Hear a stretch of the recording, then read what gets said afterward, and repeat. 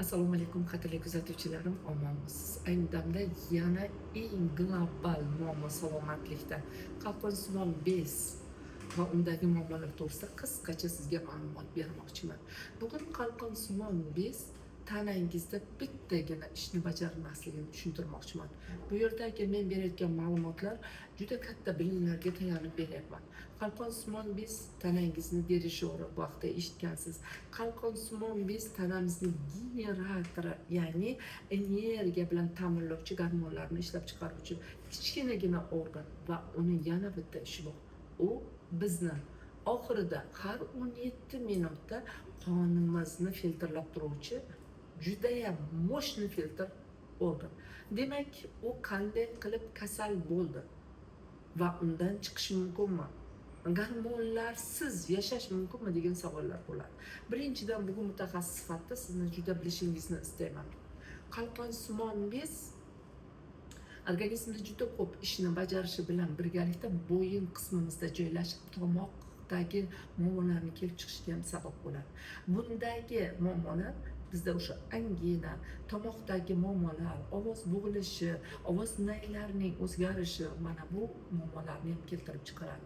Bugun qalqonsimon bez faqatgina bizda reproduktiv sistemamizga ta'sir qiladi desak adashamiz. Qalqonsimon bez bizda asab sistemasi, e'tibor bering, immun sistemasi va reproduktiv sistema bilan birga ishlaydi. Yana bitta sistemani o'z ichiga olib ishlaydi. Bu ovqat hazm qilish sistemasi.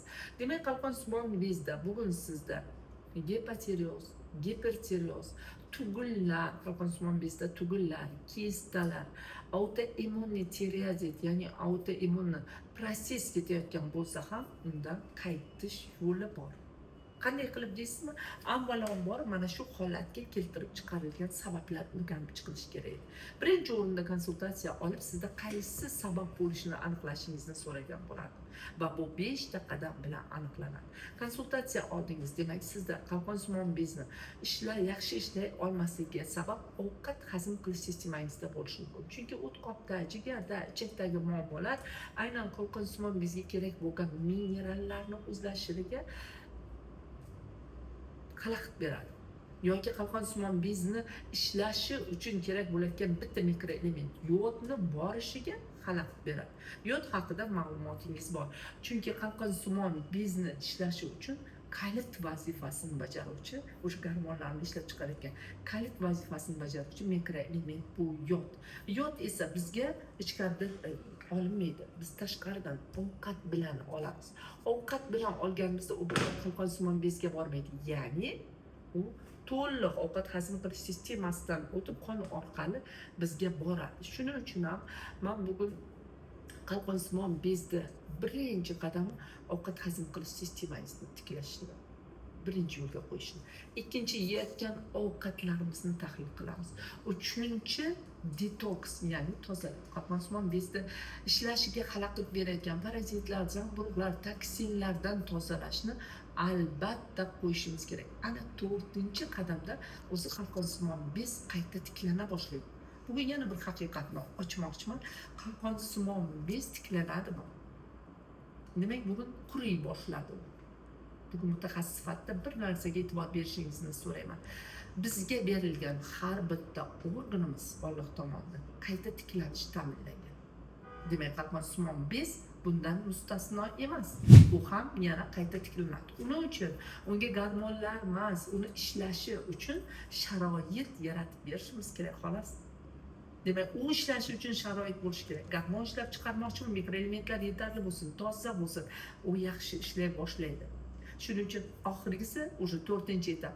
Qalqonsimon bezga nima yetmayapti? Uni tozaladik, ovqat hazmini yaxshiladik, tozalab bo'lganimizda nima yetmayapti?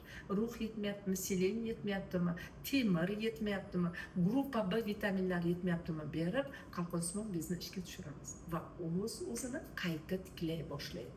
Faqat oxirida bir narsani aytaman, bu 5-qadam deb.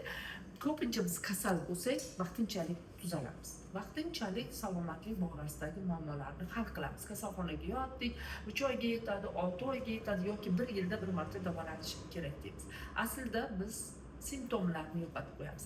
Bu yerda esa bir umr kasal bo'lmaslik sirrini o'rganasiz va yana o'sha gormonlarga qaytmaslik yo'lini o'rganib olasiz. Agar mabodo mana shu etap sizga qiziq bo'lsa, bemalol meni konsultatsiyalarimdan foydalanib, bugunoq sog'ligingizdagi bu muammoni yechimini men bilan birgalikda boshlashingiz mumkin. Zeroki bundan juda ko'p natijalarim va tajribalarim, bilimlarim yetarli. Ko'rishguncha sizlar.